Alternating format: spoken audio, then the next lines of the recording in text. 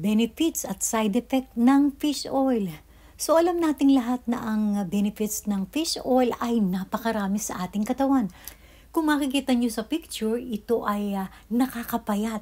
Ito ay maganda sa mga metabolism, sa mga malalaki ang tiyan.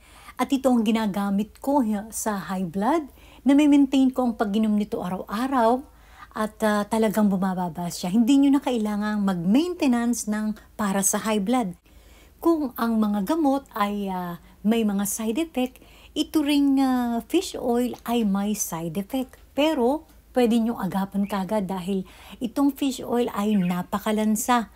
Para ka nang kumakain ng sariwang isda. Sinasabi ng mga scientifico na kapag kumain ka ng sariwang isda ay napakaraming parasite worm na mabubuhay dito sa ating katawan. Kung ikaw ay isa sa umiinom ng fish oil, maaamoy mo yan sa bibig mong sobrang lansa para kang kumain ng sariwang isda.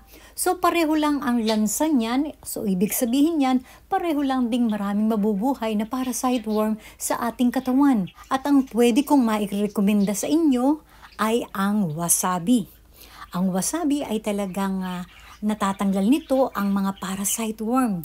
Natatanging wasabi lang ang talagang pwedeng magtanggal ng parasite worm. So meron din naman na talagang natatanggal ng mga luya at mga maaanghang na bagay. Pero inirekomenda ko sa inyo ay ang wasabi. Napakaganda guys ng wasabi. Isang inuman mo lang talagang matatanggal na ang mga parasite worm sa ating katawan. Kaya once na talagang minimaintain yung araw-araw ang pag-inom ng fish oil, kumain na rin kayo ng wasabi. 1 inch lang naman ng wasabi ay okay na okay na. Maglagay lang sa dulo ng daliri at ilagay sa dila, inumin nyo na kaagad ng tubig. Pangkaraniwan kapag umiinom ka ng fish oil, talaga meron kang mararamdaman ng mga ilang araw. Talagang parang may kumikirot-kirot at kumikibot-kibot sa iyong binti, sa iyong paa. So it means meron ng parasite worm. So pag yan ang naramdaman nyo na, talagang uminom na kayo ng 1 inch na wasabi.